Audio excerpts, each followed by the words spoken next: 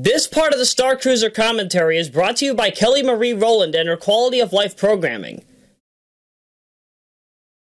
Expect it to happen. Specializing nowadays in Western astrology, the Neo Generation 1 Elite member will deliver important tips on how to handle the signs and the upcoming times. You may get a human design chart reading from her directly for a premium, among other resources to help out your future. For more information, visit her channels and social media, or go to whenthestarsaligned.com.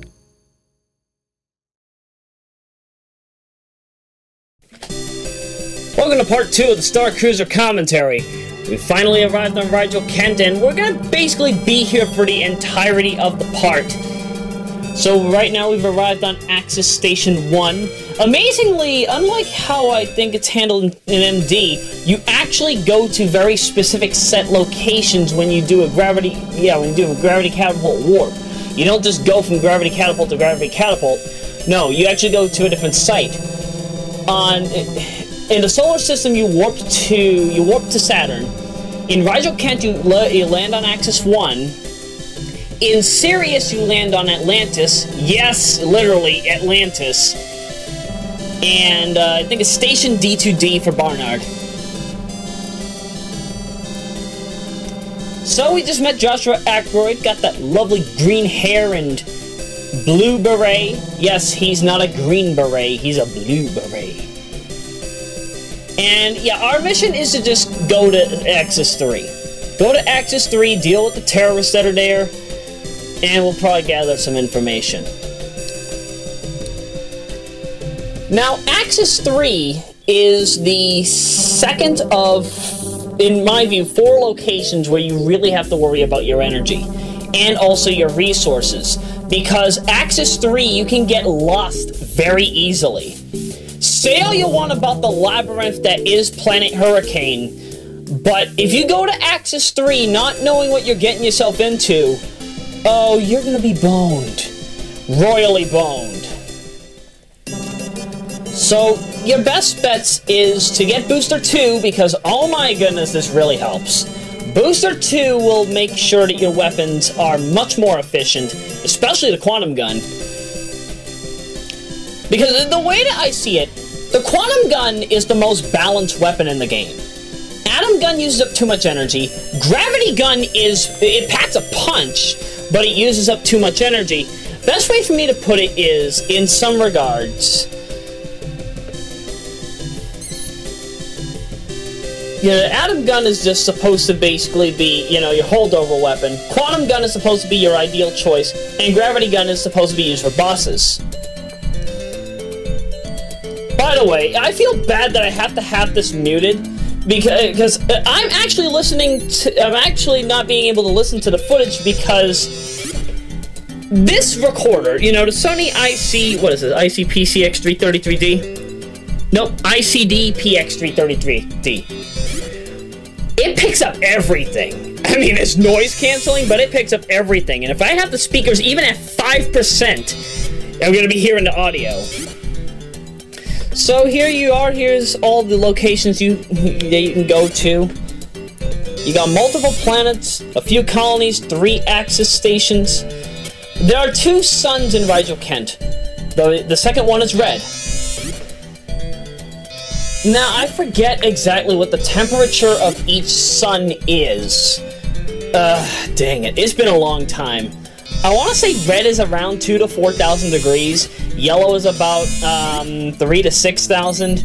And no, orange I think is around 3,000 to 6,000 instead of not yellow.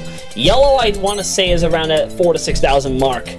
Now, we're actually going to take a detour first. I actually made the mistake of going to Axis 3 first when I did a rehearsal run for this, and it exhausted my resources. So what I've grown to learn is that you have to head to Slender, because by this point you're more than likely going to be able to use Homing Missile 2, especially once you get the hull upgrade, if you haven't gotten the upgrade to use Homing Missile 2 already. Now, you do have to be careful. Do you see that little ring that was on the map? That ring, the smaller ring, features a warp point for Barbarian. as well as Rigil Kent B and Kai. You do not have to go to those planets anytime soon. In fact, you can't. It's all plot specific, and we'll do that, I want to say in part 3 or 4.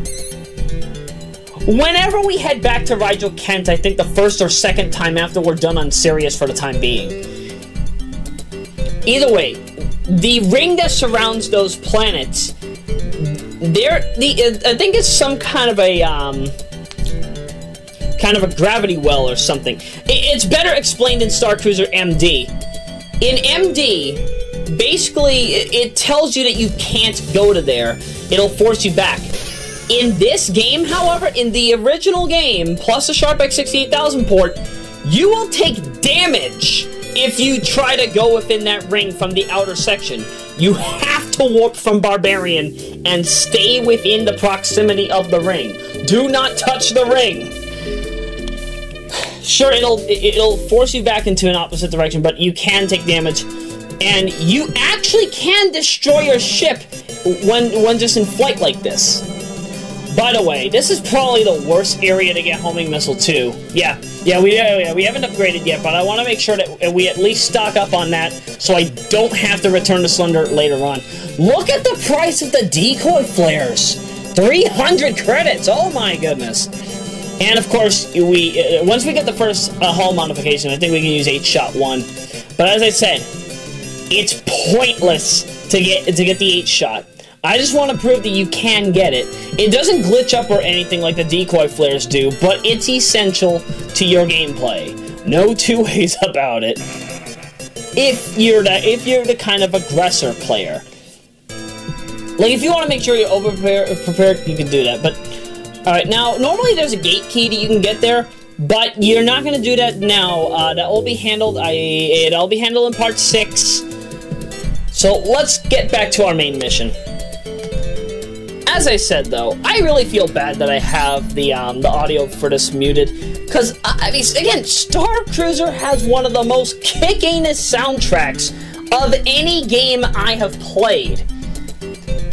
And at the same time, I mean, again, this game has at least 8 soundtracks, because you have the original YM2608 soundtrack on the PC 8800.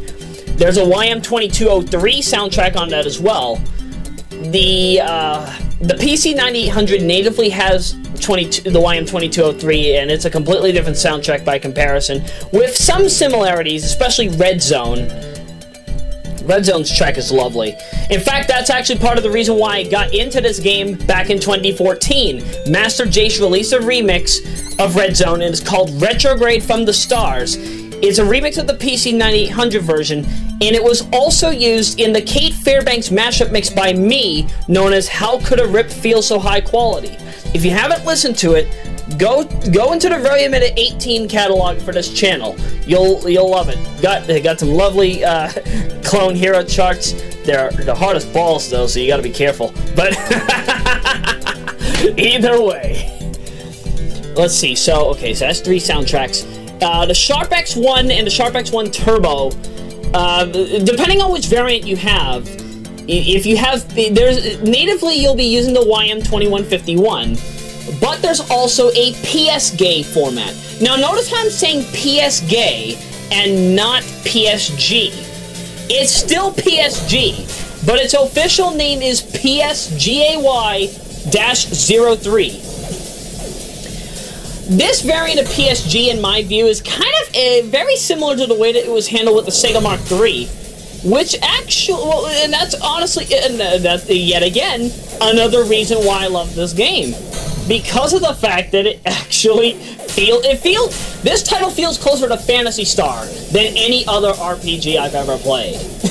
No two ways about it, despite the fact that it is a completely different genre. I mean, first-person shooter, simulation tank fighter, space flight, puzzles even. There are puzzles in this game, too. Later on down the road, anyway. Pluto 2 is going to be fun on Barnard.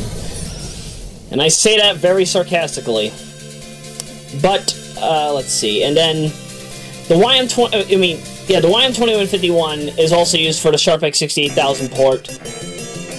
So let's see, so that's, let's see, 2 for PC88, 1 for PC98, 2 for Sharp X1, and then also Roland SC55. If you can somehow manage to get it working with Star Cruiser, that probably is only available through a revision.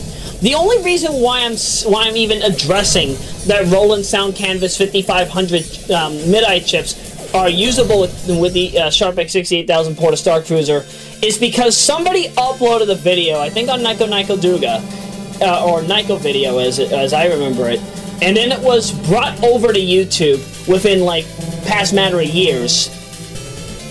To my knowledge, I have not been able to get SC55 functionality in Star Cruiser working, at least on Type G or on Pro X68K. I don't know any emulator that can properly run mid-eye for Star Cruiser. I might be using the wrong ROM. Either that, or it might require specific modification. ROM hacking will be essential. The Sharp X68000 community needs more ROM hackers. I cannot stress this enough. Its community for emulation is... It's for some people, they consider it to be a mixed bag because there's not a lot of people who are 100% dedicated on the emulation side. And on the modding side, I haven't even seen any mods, or virtually any mods, aside from a few translations from over the years. There's been at least, like, 7 to 15 translations that I know have been documented. But other than that, I wouldn't know. I really wouldn't know. We definitely need more people in this community. And this commentary is just the beginning of it. Just the beginning. And then there's the YM2612 with Star Cruiser MD. So that gives you your 7 soundtracks. Well, no, 7 main soundtracks. Roland SC55 is still partially undetermined. And then there's the remastered, the arranged soundtrack. Now, I forget exactly if Toshiya Yamanaka, it is Toshiya Yamanaka that did this, right? People in the recording room are saying so my memory is a bit off right now, so let me double check. Because, I mean, I have done some mashup mixes, so very likely I could probably find out right now. Yeah, Toshiya Yamanaka. I wouldn't forget that name. Like Mariko Nanba or Naofumi Hataya. You don't forget the names of composers, especially if you are familiar with Japanese gaming. Their names stick out, and this comes from somebody who is only about. I was actually able to confirm that I am actually more closer to 5% Japanese than my initially predicted 3%. Oh, the benefits of ancestry.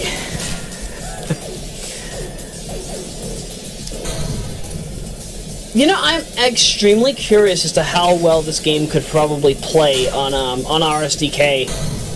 Because, as you know, this game only plays purely at 60 frames per second when you're playing the game at 100 megahertz.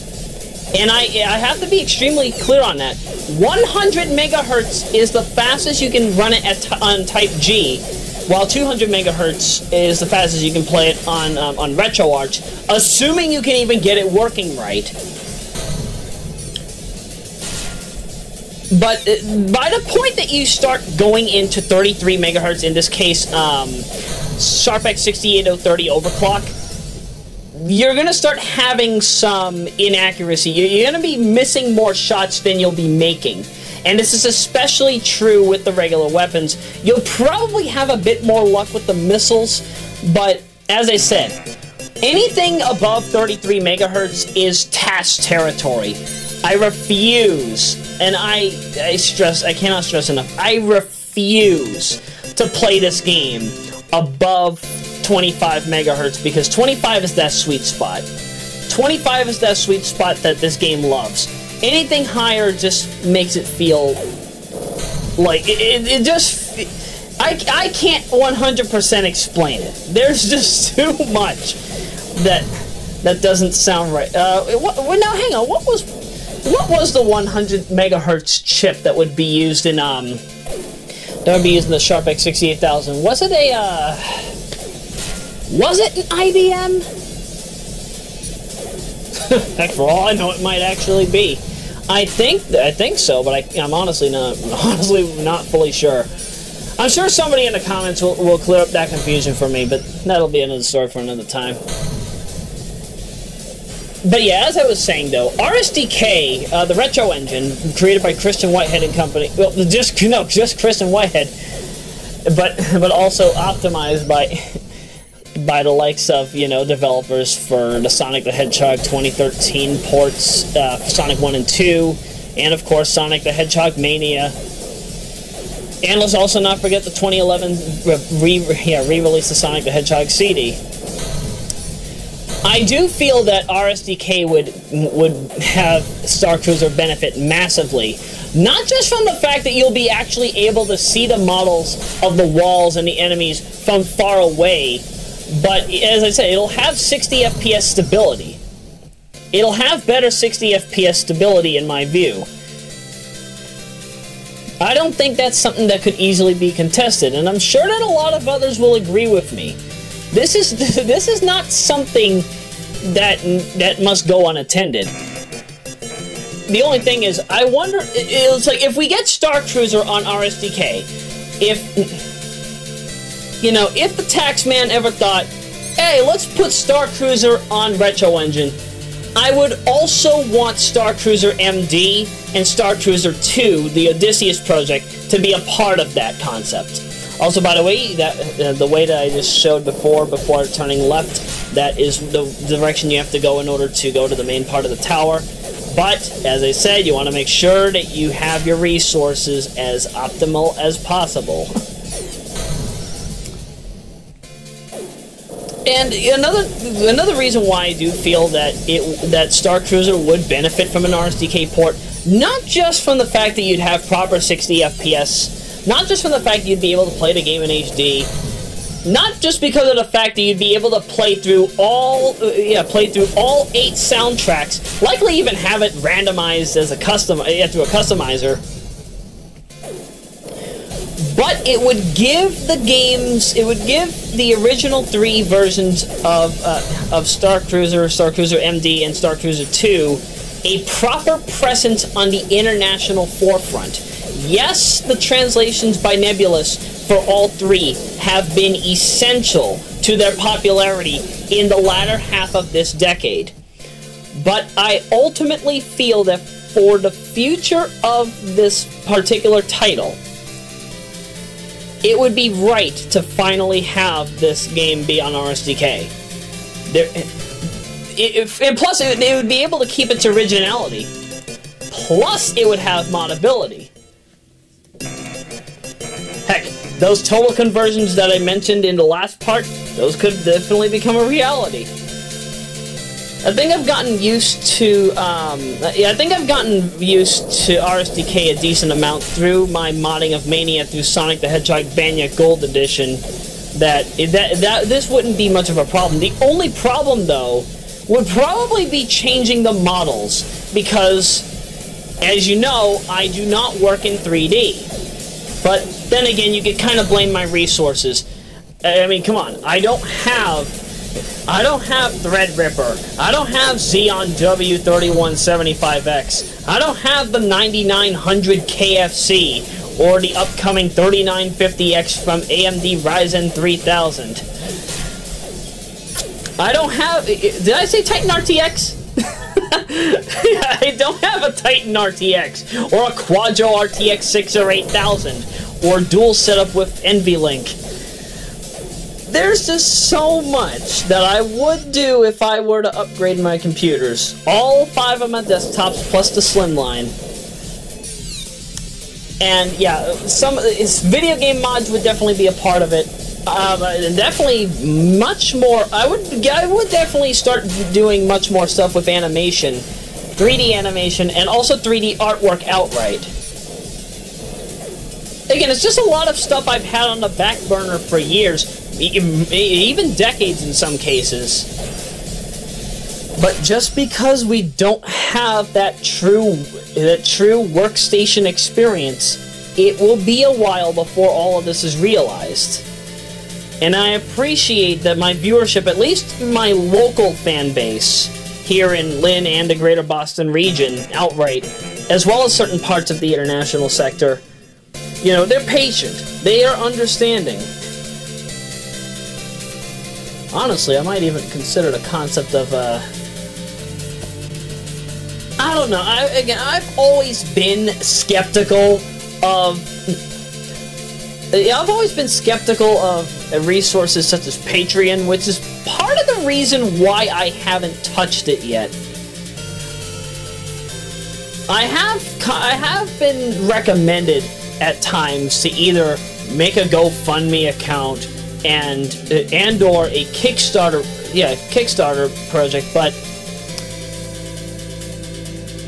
again, I am just somebody that's not really a fan of using digital cash. It's just me. It's just me. I grew up in a time where I understood that having a credit or debit card in some regards was a bad idea. And I'm happy I've never had one. Because honestly, I feel that I have much more benefit from just using physical cash. That's just me, but you know, I'm sure that anybody in their right state of mind that understands that, just at least from a security standpoint, or just from an ease of mind standpoint too, they could understand where I'm coming from on this. This is not something that I thought I would be discussing in a public capacity, but it is something that has been. I mean, this is not. It's not like it's a secret or anything. This has been common knowledge.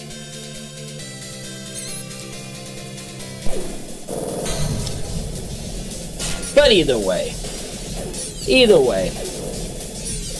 I know at some point I'll get the sufficient funds to do all the projects I've been wanting to do, but that will take its time. We'll be as patient as possible. I'm in no rush. But when you know that your resources have depleted, you know that you need to... Oh my goodness! Ugh. We have drag racers here again in the city. It's like this every summer. It's like every July 3, we have a whole bunch of fireworks. Then we have fireworks that go off like landmines, don't even shoot up anything in the air. Then we have a whole bunch of shootings. In fact, this July 3, we had 23 bullets fired across 4 separate shootings across like 4 hours. From like about, what did I say in my official post? Around 10:40 p.m. to 1:39 a.m. That was brutal.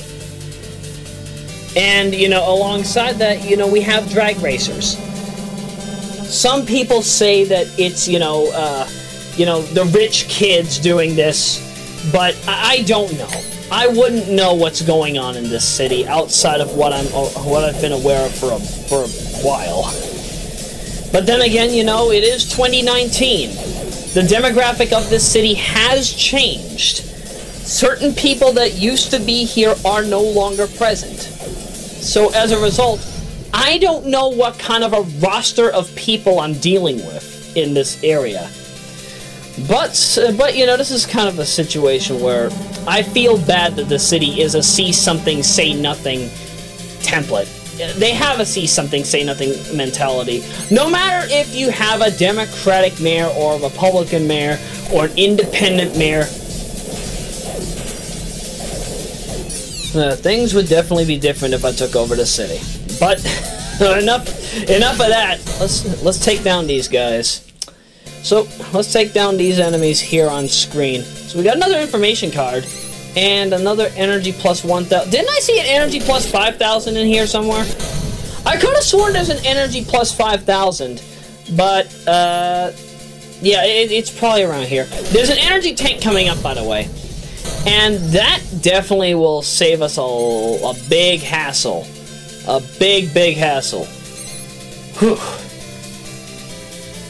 Kind of a shame I didn't grind on deuter ores. But you don't need deuter ores to get through here. If you already stocked up on your homing missile 1, you'll be fine. From here, it's just going to be a matter of finding where to, just make sure that you get all the information cards, and make sure that you can get to the 3rd floor, because there are other things on the 3rd floor. Well, actually, I think all you have to do is just defeat some enemies on the 3rd floor, and then you'll be back to normal. Brian, where are you going? Where are you going, brother? I'm sorry, I've been watching a bit of Ugandan Knuckles. Domestic duck, paper shears.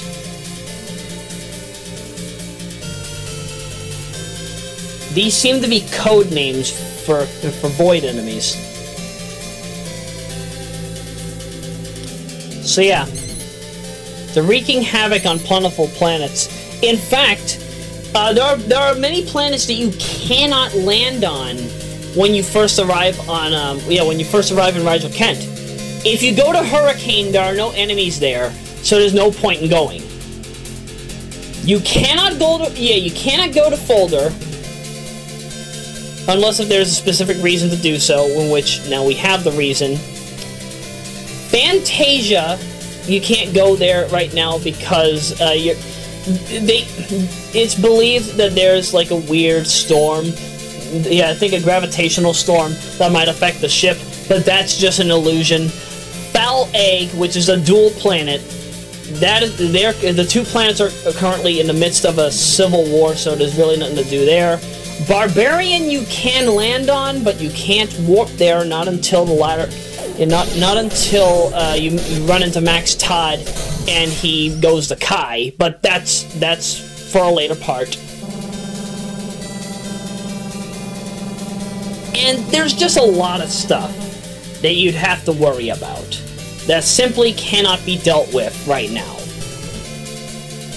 So, did I get all the planets out of the way? Folder, Fantasia, Hurricane, Barbarian, Foul Egg. Yeah, that sounds right. Now, you technically could do sequence breaking with this game if you did some relevant hacking or cheats. Like, for example, the core reason for why they don't give you the warp drive to go anywhere in to go just anywhere in all the star systems. Excuse me. Air bubble. And the reason why they don't do that is because they knew that they would have sequence breaking. If you were to warp to Kai very early on, and then you somehow run into if you run into Max Todd on there, then that would cause some issues with the plot. It would cause a lot of inconsistencies, and you would end up getting a bus error. Now, you're going to be seeing the bus error once we start going to the Barnard system. So, the way that it's put is this. The bus error happens when you head to the Barnard system because the game is starting to recognize an issue with the error is $00002. That is an SCSI issue, which likely means that something in RAM is not connecting properly. I think with the hard drive, the SCSI hard drive, or a floppy drive. I think there's floppy drives for SCSI, or is it just MO? I honestly don't know. I am not a Sharp X68000 hardware enthusiast, so I can't explain that part for you. Somebody else will likely be able to explain it better than I could right now. But yeah, but that bus error basically means that you'd have to reset the game. So yeah, so the reason why, not only because of the SCSI issue, but I think it's also because it's trying to read data that is not there. In this case, if a character was there before, they're likely not there now. This happens with Daigo Hidari's pupil, happens with Yuko Hidari, And it also happens in another area that I'll be showing off in part 3. You'll understand what I mean when the time comes, but the things that happen in this game. Again, oh yeah, and also Gabby Todd's house. Yeah, Max Todd's sister. But more on that later. Oh, jeez. Wait, am I gonna go back to the bar?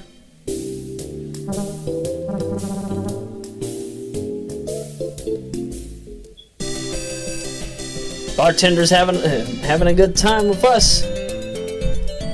He likes what we're doing. So, I do not remember where I head to now. Oh, so I'm heading to Axis 2.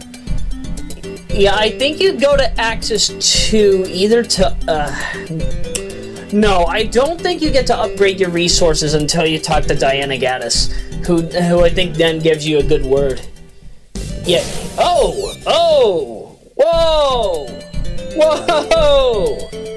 Blindsided! Well, at least that second one was completely averted, but still, my goodness. There is actually some key details that are present with the enemies, at least the space-based enemies. If, according to what the English translated manual says that came with this translation, the manual said I think that there's over 100 enemies in the game. Or at least tens of enemies. No, I know what I'm saying. Roughly about 100.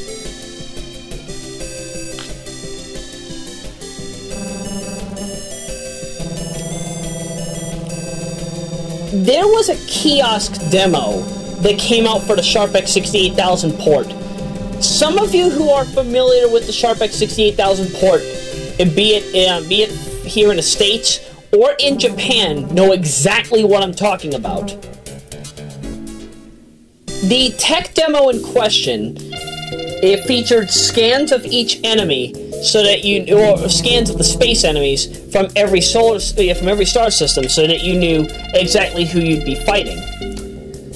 It also had a completely different opening than the one that you see in this one, in the final build. And at the same time, it even showed, a little there was even a little showcasing of, like, early variants of, like, the cities and whatnot. Oh, here's Max Todd. So we ran into Max Todd. There's some void punks that we gotta bust the anuses of. And, well, the rest all speak for itself.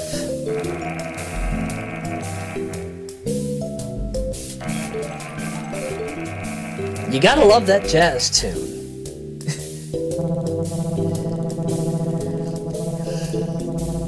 It's a memorable track. That actually kind of reminds me of something you would have heard in the original 1986 version of Star Cruiser, which I think is why I'm kind of attracted to it. Same thing with Side Pocket 2. At least a Saturn port. Saturn port has some really good music. I really wonder how it would have sounded in FM. Kind of feel bad that they didn't use the FM chip for that game. And, okay, so yeah, you have a fight with 4 of these guys. It's not that brutal, but it can be a bit, aggressive at 25 megahertz. I already lost my shield. But, again, oh my goodness, dang, these guys pack a punch. This is why a hull modification is necessary, because, dang. I mean, if even 2 of them gang up on you, if their shot frequency is rapid, you will be boned. Boned in all the wrong ways. And I think we're almost done with this fight. Yep, dead. Only 500 credits? Really? Well, then again, it's Rigil Kent in the early times. I wouldn't expect you to get a good amount of money yet. It's not until you go to Barnard where you can really get some, you can really rack up your credits very, very fast. Especially due to the fact that over there, if you want to get 80 units of homing missile 2 on a planet such as Gargantua, or really any planet in the Barnard system, you have to pay a hefty fee of 16,000.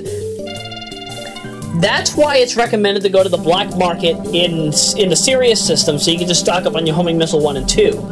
The only weapon that you ever need to spend that high of a count on is the homing missile 3. Homing missile 3, again, 32,000. Yes, it's brutal. At 400 credits a unit, though, you're paying for what it's worth. But, you know, homing missile 3 won't really be necessary until we reach the Barnard system, so no pressure for now. By the way, is it kind of weird that they use the same graphic for all the bars? You would think they'd have some variety, but then again, I do believe that this is just an issue of the fact that the game came out in 1988 and 89. If Star Cruiser came out in 1996, there would be a lot. Yeah, there would be a lot that would be different. There would probably be like, I don't know if the Sharp X68000 at the very least supported multi-layered backgrounds like how the Mega Drive does, and yeah, like how the Mega Drive, Super Famicom, Sega Neptune, or 32X. Let's see, Sega CD, Game Boy Advance, and a lot of other consoles do. Consoles and handhelds. But again, all things that can be fixed if we were to get this on RSDK. So yeah, putting in a good word for this game because it rightfully deserves it. The only thing though is that if Star Cruiser ever were to get an RSDK port, I would hope that they use the Sharp X68000 graphics, because I do feel that the Sharp X68000 version's heads-up display, as well as the character art from the PC 9800 port being used in this, it helps give it that sense of originality. But maybe, you know, we could have preferences where we could switch between the PC 9800 version and the PC 8800 version's graphics. And also for character models, because the enemies, some of the enemies in the PC 8800, 9800, and Sharp X1 ports are completely different from how the Sharp X68000 port did it.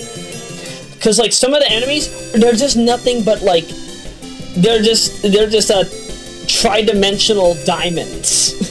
It's weird. It's very weird to look at that, because it feels wrong. It feels wrong for me to look at enemy models like that after having looked at this.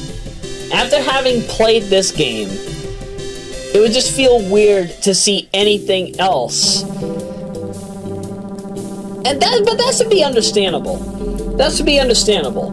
Whenever you play a different version of a game and it looks completely different from a different version, yeah, from a different port, even if yes, they're under a technicality still the same game, there's still something missing. There's still something that you might want. But I guess it's just one of those lost in translation scenarios. But either way.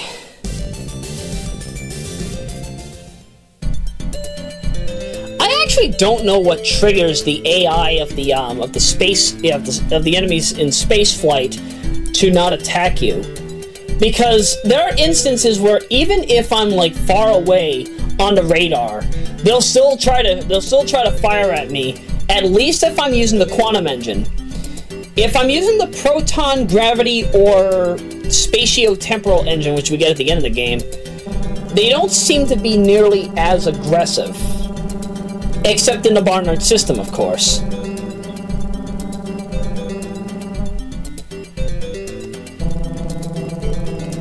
Yeah, so Folder basically prevents those with armed ships from being able to do anything, like being able to land on Folder. But in this situation, you know, Folder is under attack.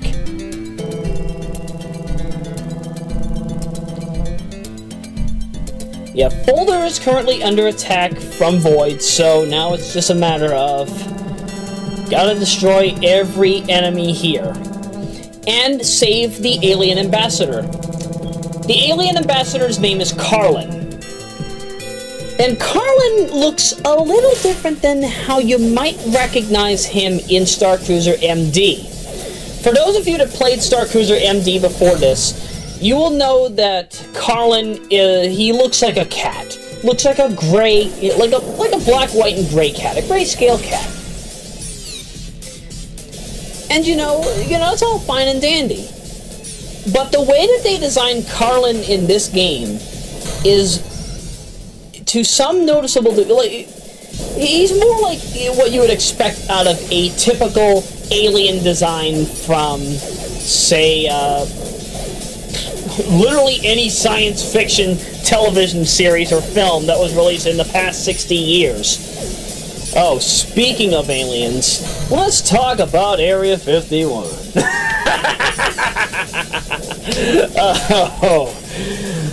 No, I kid. But, enough with your higga-ba-jigga trap. People outside driving with higga-ba-jigga tracks playing. You know, Snoop Dogg was right. All these rappers sound the same. Higga-ba-jigga-ba, zigga-ba, zigga-ba, bigga-ba-ba. Who was the down and again in the door to the house? I don't get it right now. Zippity-zoppity, boobity-bobbity, call it a terrible ghost dad. Oh, ghost. Wait, is it Ghost Dad or Ghost Stab? I think it's Ghost Dad. It's been a while since I've had my fair share of Bill Cosby. Well, mostly because his programming is no longer on regular television, and if you're lucky enough, you can get a different world on at least Bounce TV. I don't know if it's still on there.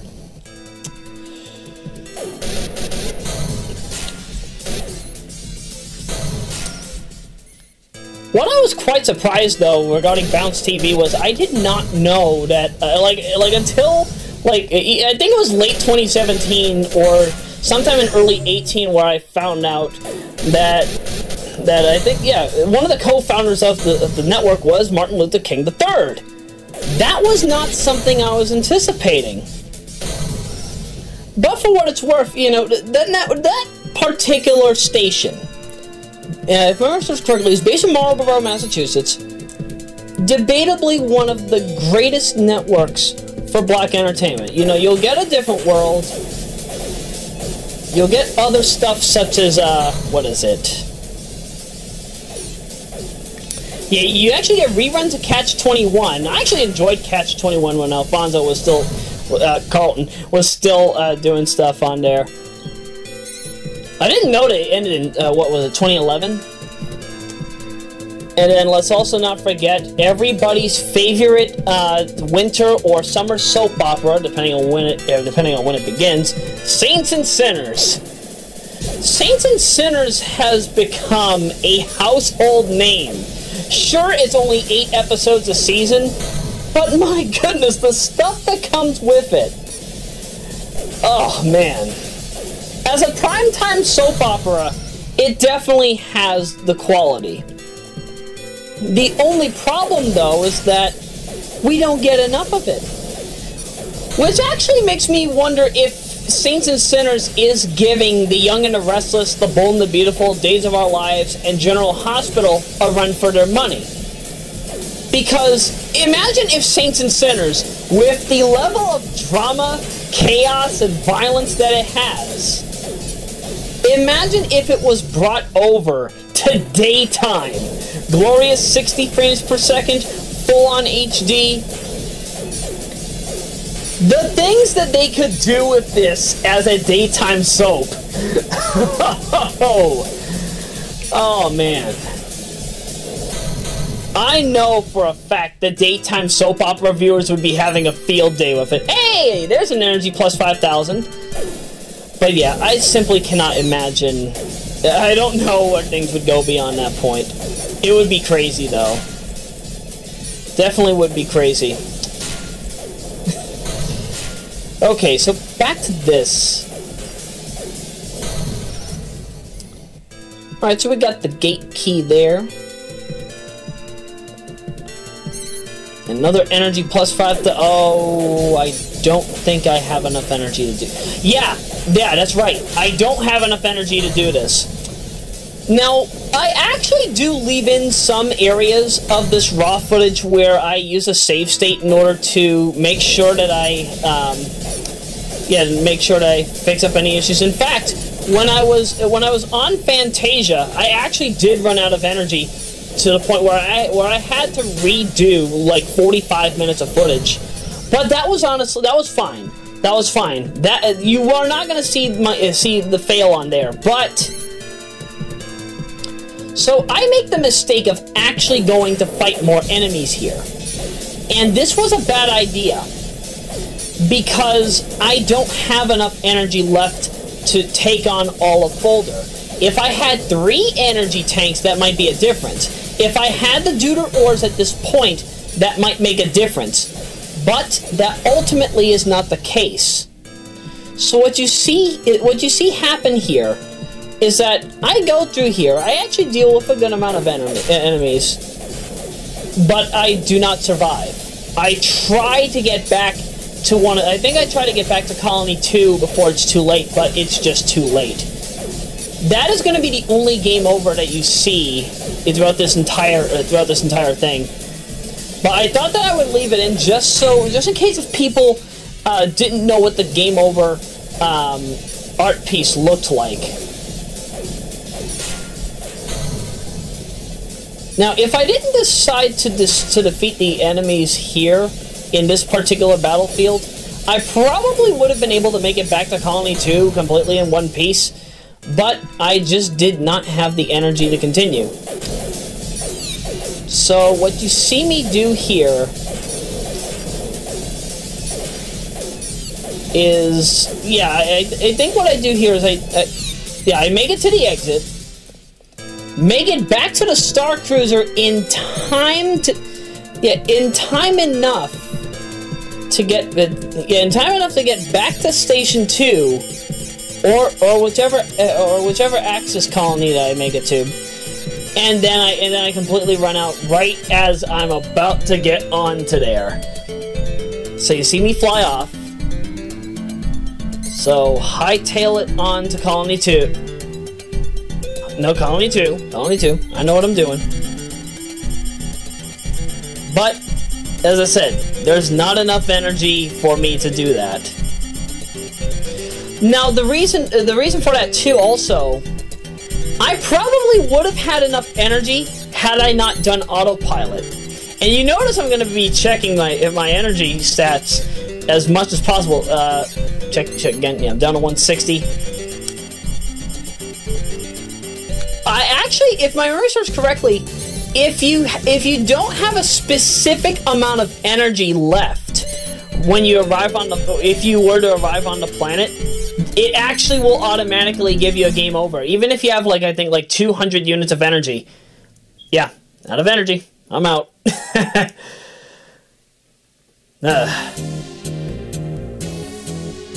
I had to hear this theme a lot in Star Cruiser MD. I barely heard it here in the Sharp X68000 port, but that was just because I had more save states to work with. But no.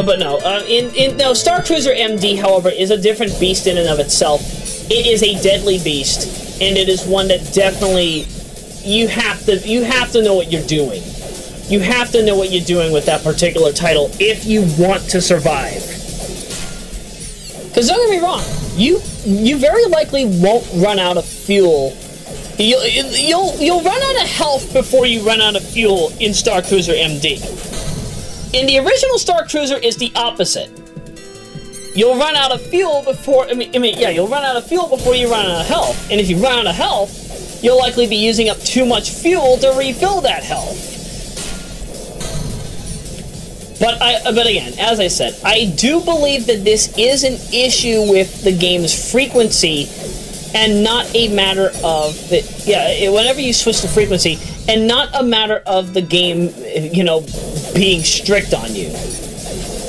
Because again, don't get me wrong, if you didn't have money in this game, if you didn't have virtually limitless money in this game can be brutal.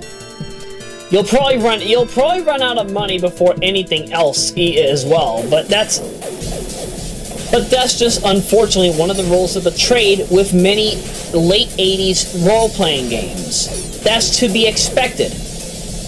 Like Phantasy Star, you run out of money more than your health.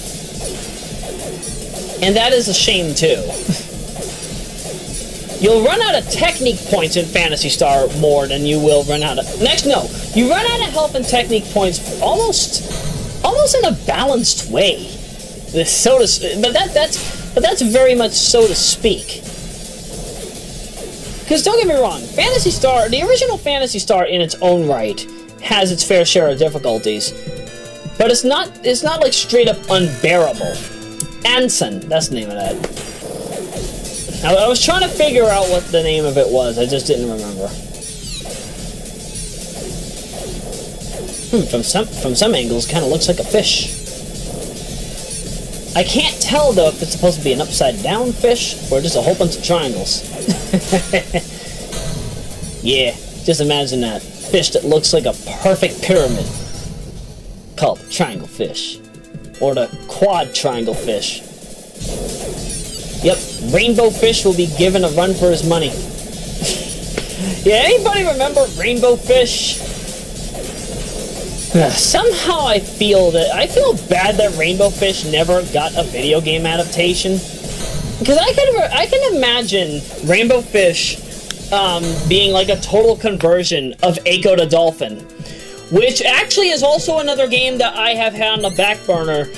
For those who are unaware, initially, back in 2014, I had made a pitch to Ryan for the concept of having Echo the Dolphin be one of the commentaries on Brain Scratch, but at the time, the crew over there had a complete backlog of material that they needed to deal with on the back burner, and also the fact that they were finishing up at the time with their stuff on, what was it, the Brain Scratch Archives channel, which, as you know, is, I think, at this point, inactive, but I think it's still gaining subscribers, much to my shock and surprise. Royameadow Archives actually has seen a few subscribers here and there every few years, but I haven't uploaded anything in years. I'll probably upload the entire Star Cruiser Raw set up there at some point. That'll be fun.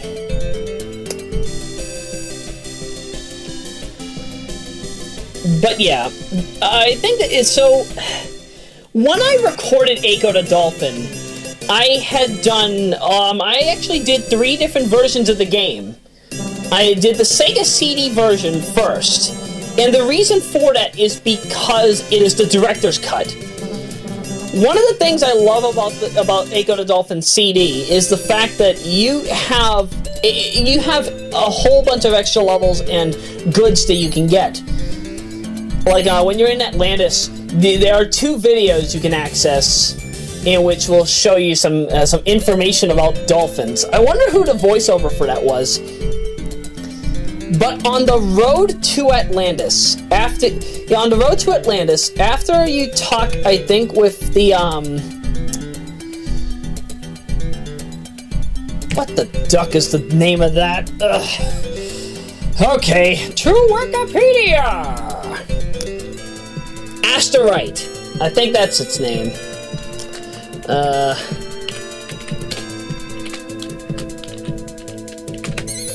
Is it? Yep, the Asterite. When you talk with the Asterite, what ends up happening is that you'll end up going back to... You'll go back to open ocean. This does not happen in the original revision 0 of the game from 1992. This only happens in the both in the Game Gear and Master System ports, as well as the Sega CD version. But alongside that, in the Sega CD version of Echo the Dolphin, you also get, like, I think it's 5 extra levels in what I like to coin as the Road to Atlantis saga.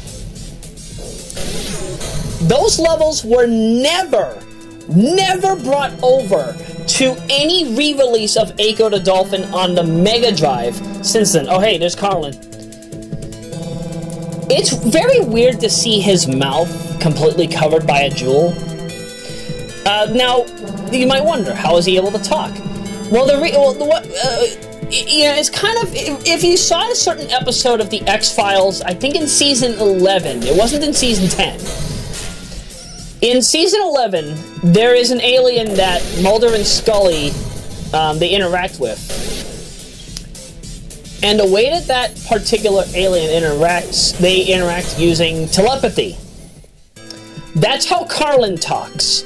Carlin talks completely with telepathy. So I thought that, you know, that's something that you gotta keep in mind. What's interesting, however, is you don't know Carlin's name in this game until the dead end of the game, right before you're about to go to Void. In fact, the personnel file, I forgot to actually scan the personnel file when I first did this, but I'll do that during post commentary, of course, for part 8. So yeah, that's a weird attention to detail. But you know, it's not so far-fetched that we would have aliens with telepathy. I think that's what I was trying to talk about before the Higga-Bajigga Trap came on. I do have an intention to release the music video for Higga-Bajigga at some point. I've had that on the back burner since 2017. I've actually had a few music videos in mind since 2016, but I just haven't had the opportunity to do anything with them. Ultimately, because I don't have... Because here's the thing. Oh, excuse me. I have the editing resources. I have the editing resources to do what I have to. That's not a problem. I've got Vegas Pro. I've got versions 14 and 16. Fortunately, 16 seems to have been optimized in version 352, along with some optimizations to the AMD graphics drivers for RX Lexa. In this case, RX 550. Ugh, really need to upgrade the Titan RTX or better. And so, yeah, graphical issues with Vegas Pro 16 won't be a problem. You know, I've got GIMP. I've got GIMP for wallpaper editing. I finally have, let's see, so I've got FaceGen Artist. Yeah, FaceGen Artist Pro 2. I've got Topaz AI Gigapixel. I got Portrait Pro. Gotta upgrade the version 18 at some point. And, you know, I've got everything I need to in order to make ideal music video quality, the professional quality music videos or anything, and also ideal quality wallpapers and whatnot. But that is still not enough, because, you know, I don't have 8K cameras at my disposal, or at least cameras that can record at 1080p at roughly what, like 60 to 240 frames per second. I don't have a green room. That's one of the big things I do want to make sure that I do sometime during Royameadow Generation 4. We must have a green room so that we can do stunts, do music videos, you name it. Because we will have a field day with that green room. First day of recording, we will do as much as we can. Heck, we might even make some lovely Mortal Kombat clones with digitized graphics, or 3D games with digitized graphics. It'll be everything that you would have imagined from me in the intended form that I wanted to have way back in the 90s. Way back in the late 90s. Yeah, that's right. Before I was even 4 years old, this was stuff I've been wanting to do. Hey, but this comes from somebody who grew up around computers, around entertainers, singers, artists, videographers, you name it. I come from a family of entertainers, for duck's sake. There's just so much here.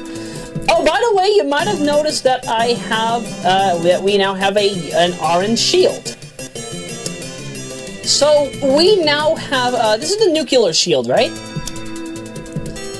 The nuclear shield doesn't really, quote-unquote, do anything. It doesn't give you immunity to that force field that's surrounding the transporter portion of Barbarian, and it doesn't, yeah, and Kai. All it does is that it gives you 20 units of shield. And you will need this. Now, you technically, and I stress, it's very possible, but I wouldn't recommend it. It is very possible to beat this game on your stock shield. You don't have to upgrade to, you don't have to upgrade to the gravity shield. But if my memory serves correctly, if you get the hull upgrade to get the gravity shield, I think you get the gravity shield by default, so it doesn't really matter at that point. You're gonna have 40 units of energy, but I think all the way up to the point where you have to go to Old New York to upgrade, I don't think you have to worry about having an upgrade to the nuke shield. It's an option, but I don't think it's mandatory. That's just based on my experience. Anybody who's more familiar with this game than me can explain otherwise. And anybody who starts really speed running this game in single segment or arbitrary code injection, feel free to tell me otherwise. Feel free to tell me otherwise based on your findings. Again, I don't know everything about the original Star Cruiser. There's a lot that I don't know. But as you can tell, I am showing off my fair share of play skill. You know, despite the fact that, yes, I'm not doing any money grinding except for what I had to do, 12 minutes worth. Because again, if I were playing this in its intended form, I would be constantly out and about looking for enemies in the star system, constantly having to do space fights, rather than doing it the way that I am right now. Oh yeah, by the way, once you try to access this tower, you lose all your shield. Please make sure to refill.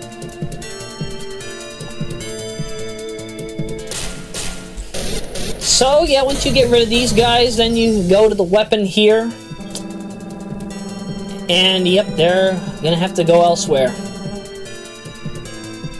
But time for a fight. This looks like the head of the bunch here. Oh, I thought it was a weapon. No, that was just the way that the ship looked. And yes, that is unavoidable damage that we just saw there. A lot of areas do have unavoidable damage. The next one that has unavoidable damage, if my memory serves correctly, is going to be Hollywood. At least in terms of like a residential planet. Hollywood in the Sirius system is not what you think it would be. It's not like there's a big anus sign that says Hollywood. The planet is just named that.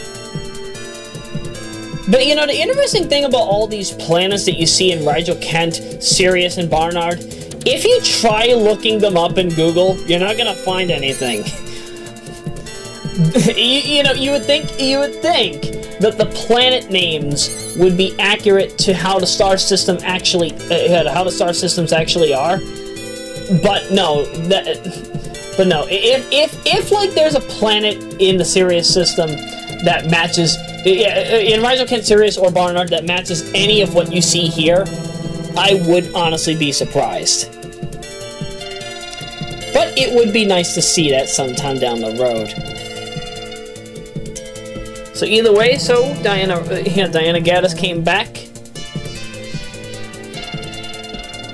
So where are we? I think we're about to go back to Axis 2 so that we can, So yeah, so then we'll be able to finally be able to, I think, use Homing Missile 2. And, well, the rest will speak for itself when the time comes.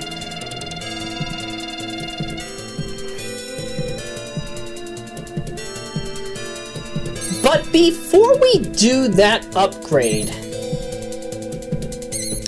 Yeah, might as well read.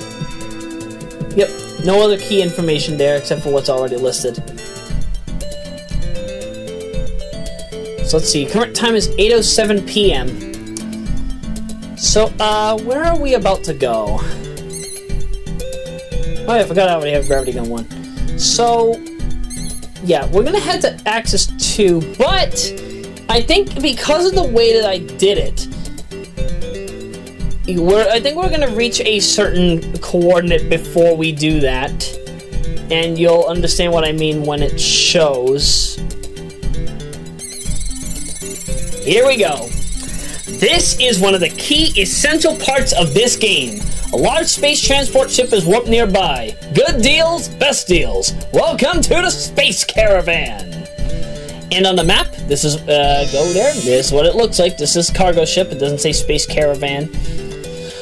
The Space Caravan is where you can get homing missile 1, 2, and 8-shot 1 for a discount. It is also where you can end up getting some rather essential items for later parts of the game. So, yeah, so let's see. Nope, I already have enough of that. So, the third shop over here, this is where you can purchase deuter ores. That's right. At the Camel Space, at the Camel Space Caravan, if you have 9,900 credits, you can rack up all the deuter ores so that you can have a full tank restore. And there's the wall sensor. If you have 12,000 credits, come to this ship. You will not regret it. The only thing is, I think this is the only time where you can actually go to the, I think this is the only time where you can actually go to the Space Caravan. You can also revisit it in the Barnard system, but as I said, I don't think that you can revisit this at any other point in the game. So, if you miss out on your chance to get the wall center, that's it. You have no other way of getting it, unless if you arrive to the Space Caravan on your first try and get it. It'll still show up as available if you go to that particular shop on the Barnard system. But as I said, it's a matter of grind for money if you're playing this game the normal way. In fact, the coordinate numbers you see here, if you think this is difficult to understand, you will not really be able to easily understand the system that's used in the original game. Oh, the original game. The PC 8800 and Sharp X1 versions of the game use I want to say it is a 6 or even 7-digit coordinate system. And that's for both positive and negative numbers. Could you imagine the brutality that Japanese players had to suffer from in 1988 just to get to certain areas because of those high-digit numbers? And another thing too, I do not remember if the coordinate system is even still in the Star Cruiser 2. The system that's used in the Sharp X68000 port was recycled for Star Cruiser MD, but I have not had enough time with Star Cruiser 2 to know what to expect. So that's going to be another story for another time. I really feel bad that I have this muted, because again, this has some of the best music I have ever listened to. Rigil Kent actually is a very memorable track. It's one that you won't forget for a long time. Same thing here with Red Zone. Wait, no, is this Red Zone?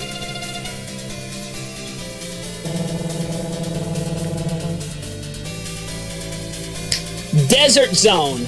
That's the track I was thinking of for Retrograde from the Stars. Oh my goodness. I apologize, Master Jace. I don't know why I had... You know what? It's because both Red Zone and Desert Zone are so close to each other in the soundtrack listing that I thought it was one. I thought one was the other. But either way, they're both kick-English tracks, regardless of which port you're playing. In fact, because of the nature of how Red Zone is, unless if you're playing it with the way, if you saw my my YouTube poop music video, YTPMV, Kate Cruiser Gin Zone. That, by the way, is the HeadX version, the Healing Echoes DX version. There's going to be a version for fairness.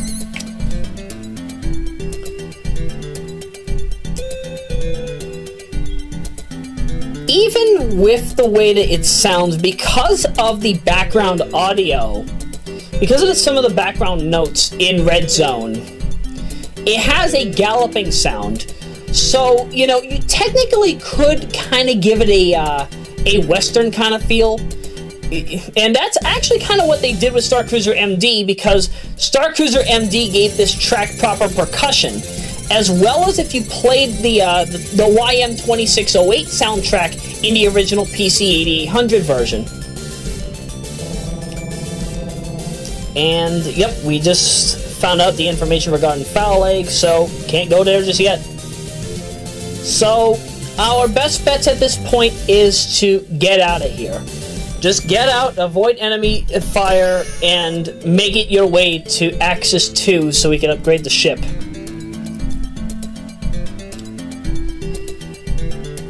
Man.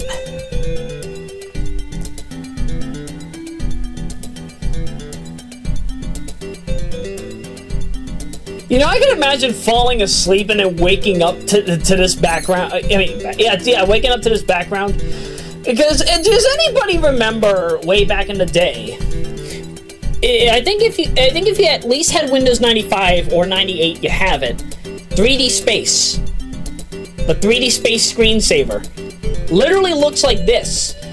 But if you happen to have a decent grade, if you happen to have a decent grade processor, you would be able to see it functioning at 30 or, in some unique cases, 60 frames per second.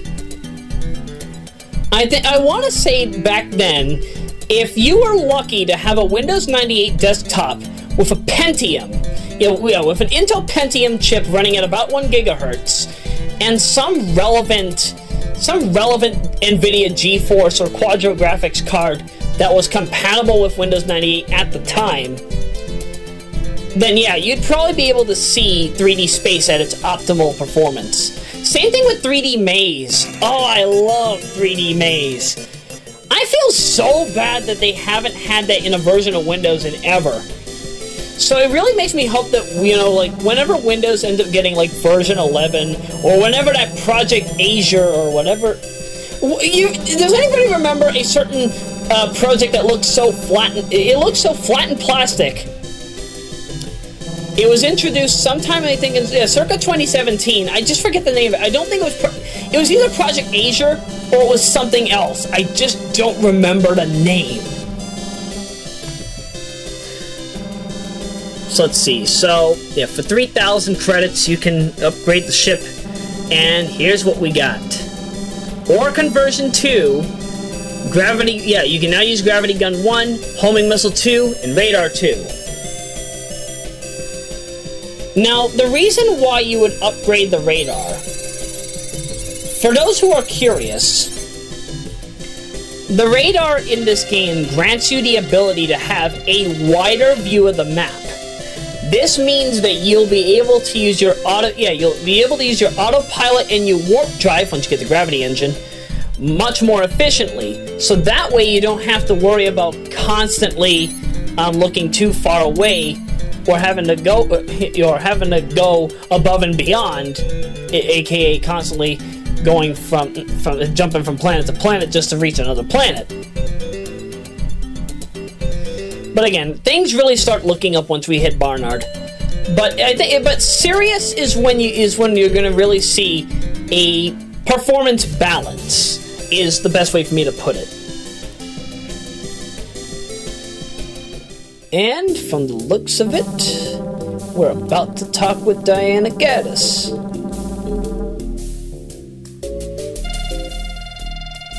Okay, so what are we about to get here? Yep, Satellite Unicorn on Fantasia is our next destination. So, yeah, so right now the White Wolves have basically, they basically faked the storm. The terrorists there have faked the storm, and yeah, so we can just land on there and wreak havoc. But you have to be very, very strategic as to how you go about this. Because Fantasia is the third location where you can really suffer if you're not careful. you basically have to know exactly where all the enemies you need to deal with are.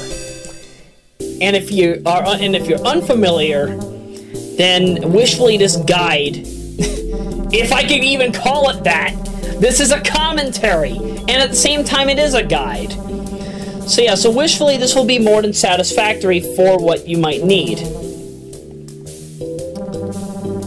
Because you can run out of your weapon very fast you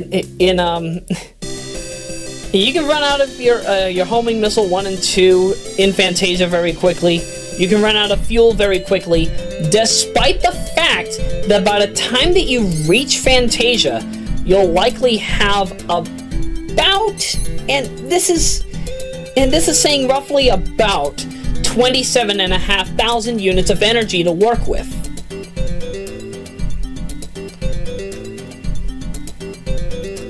As I said, this is part of the reason why I feel that this game definitely does need an easy type. Because, you know, you're rarely ever going to seriously run out of shield to the point where it's going to be a problem. That I'm sure would probably be up to 80 or 100 in an easy type mod anyway. But the fuel, because of, again, I can't stress enough how much this game needs to be optimized for frequency. Because, again, I do feel that you have more of a bearable time with energy loss in Star Cruiser MD by comparison. But again, it's something that we could talk about at a later time. Kind of would be interesting if if any of us ever came across a purple planet that looks like this. This looks as if it was based off of Jupiter's design, but obviously, you know, has its own templates and look. This is Thunder Shield. Yeah, you would think that. Oh my goodness! Wow, Quantum Gun with Booster 2 is efficient.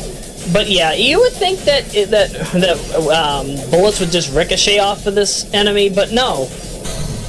I would be very surprised though if an RSDK port were to deliver a feature such as that. That actually would be interesting. Oh, no wonder why. Its defense power is 70. That's why we're able to take it down so easily. There is actually a glitch that you can do in this game, and I'll explain it more on Void. But the best way for me to put it is, like, during cutscenes, if you just so happen to change the frequency and then change it back to where it initially was, you actually can cause certain enemies to be identified as something other than what they actually are. So, like, for example, imagine having the Breas here be Thunder Shields, or Lesdarios, or Castels, for example. It would identify them as having different stats. In fact, it would identify them as having the stats of that respective enemy, which ultimately could make or break differences in the way that the battle goes. It might make it easier, and it might make it harder. It is, however, heavily variable, especially once you have some of the strongest weapons in the game, such as Gravity Gun on Booster 3, and wait, did I say Gravity Gun? Quantum Gun on Booster 3. Oh my goodness. And Gravity Gun 3. Because by the time that you have by the time you have Quantum Gun on Booster 3 and Gravity Gun 3, there's really no other reason to use any of the other weapons. Gravity Gun 1 and 2 don't really do too much, unless if you're playing the game at 10 megahertz and you need to do it. And, okay, so here we go. That's Mahaku Ro, the leader of the White Wolves, and the ship that just so happens to be functioned by him. Do not go there until you refill your fuel. You need to refill your fuel. I cannot stress this enough. The amount of energy that I have right now, you will not survive on it.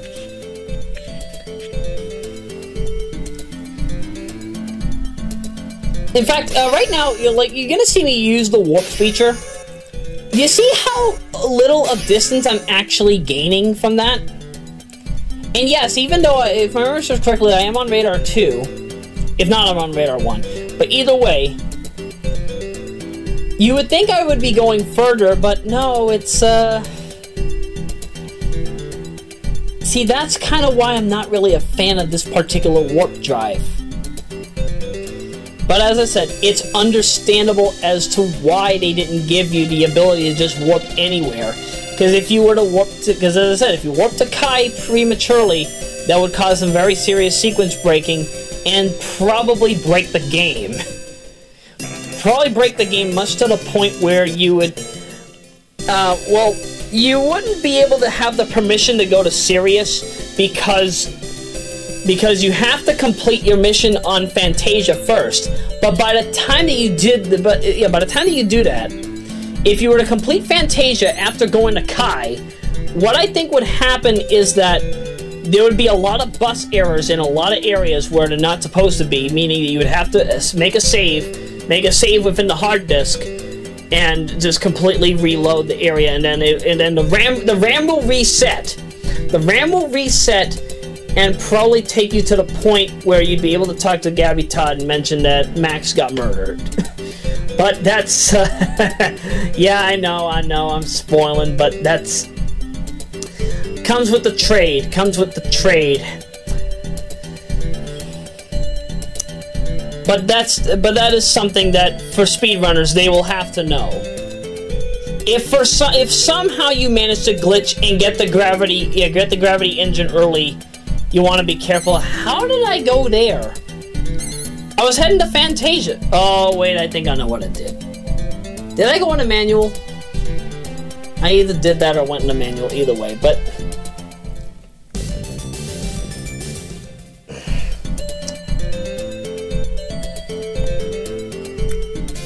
Okay, on to actually take on Mahakuro, and so we're gonna be left with a bit of a conversation about him. Now you see how the back of his ship is actually clipping out? That is just an issue with the way that the game renders models. That is actually perfectly normal. That's supposed to happen.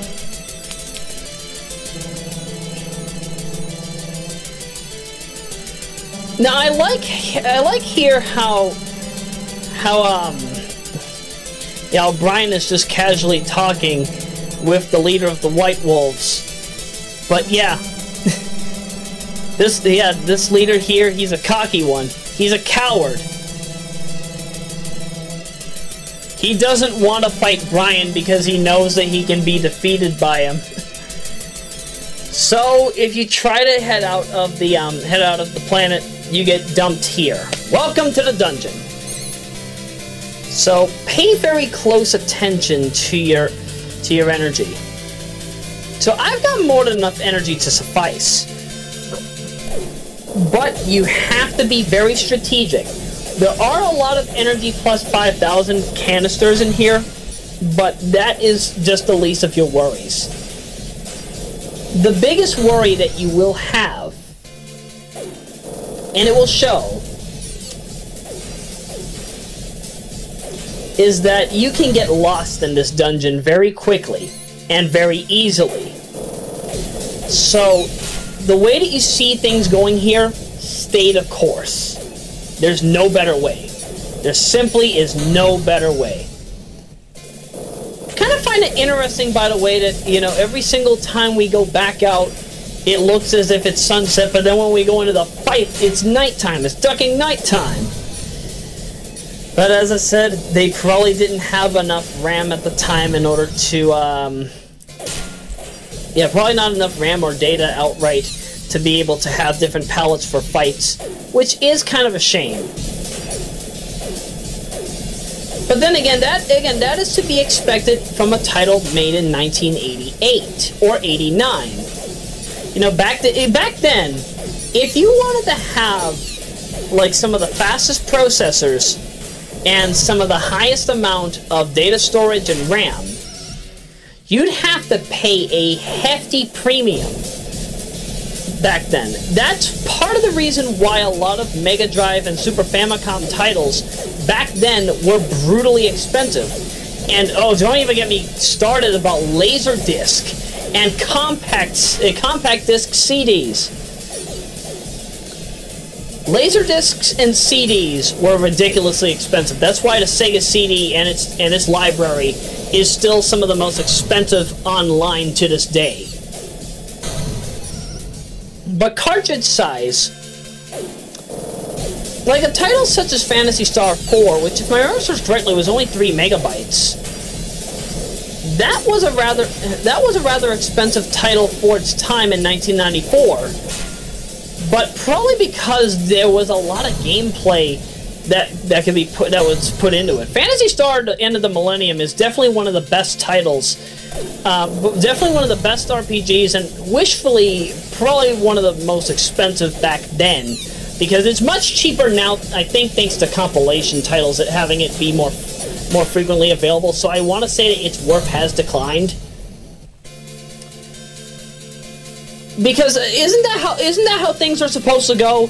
When there's more quantity of an item, the price is supposed to go down. But if there's too little of something, companies have to up the price in order to make sure not to lose any weight. In order to make sure to not have any financial losses or lose any market share. And ultimately, I do feel that, at least in the tech market, we need to start seeing CPU and GPU companies, such as Intel, NVIDIA, AMD, Zildjian, and any relevant third parties.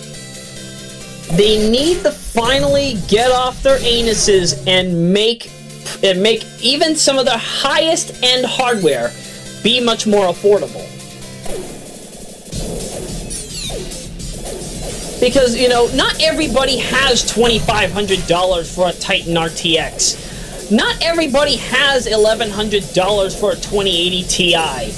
Not everybody has $500 for AMD Ryzen 9 3900X or Intel Core i9 9900K. Well, the fortunate thing, at least in the case of the 9900 no suffix, the no suffix 9900 at current moment, if my memory serves correctly, is about $439. If you're lucky, you can get it for as low as $261, but you have to know where to look. You can probably find that price in local shops. But, you know, it's moments such as that where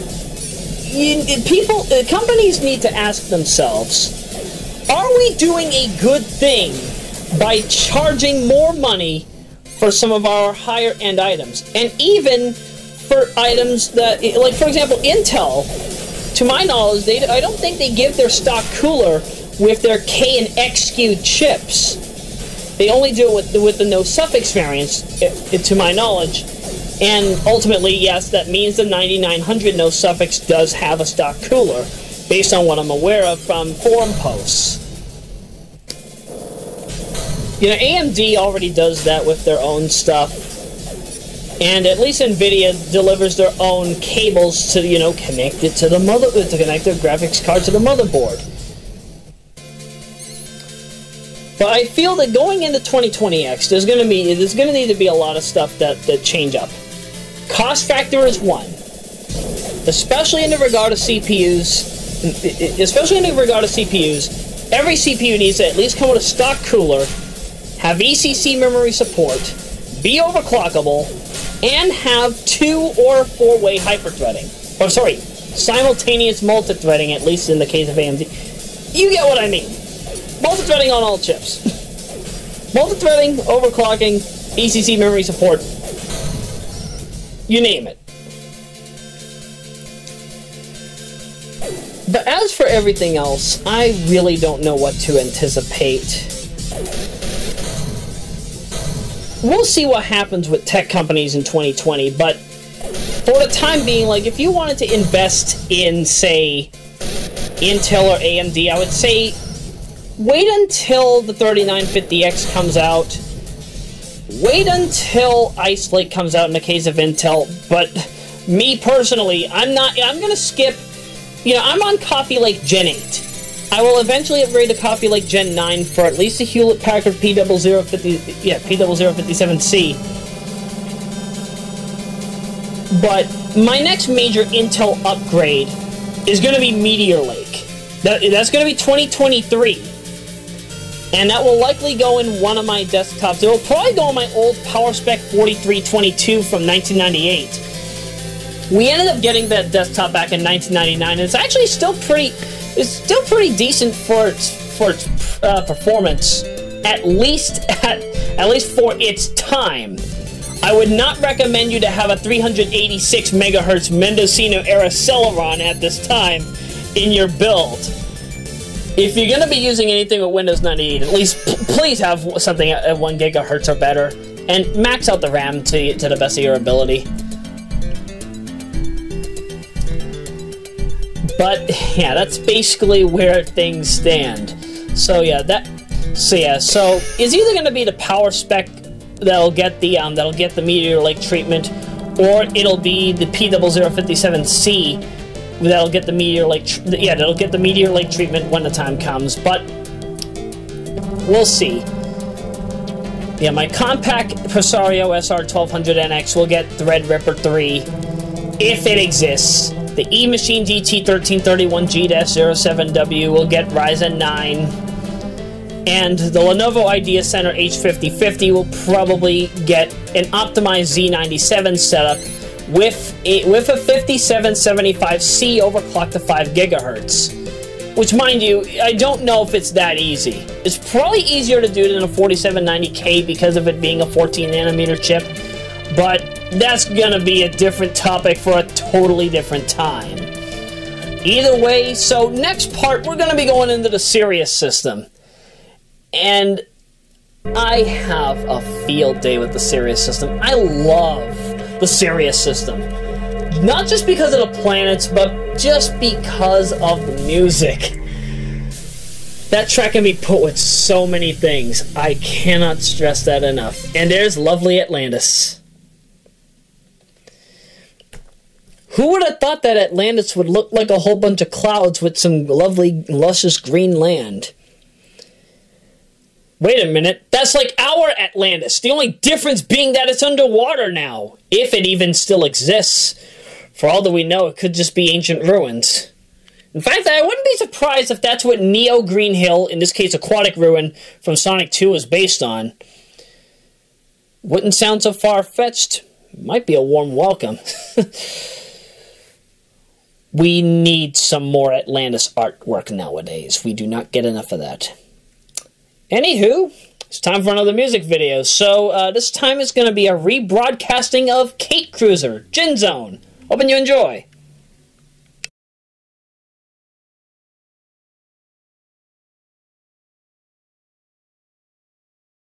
Falling, in all the good times I find myself longing for change. In the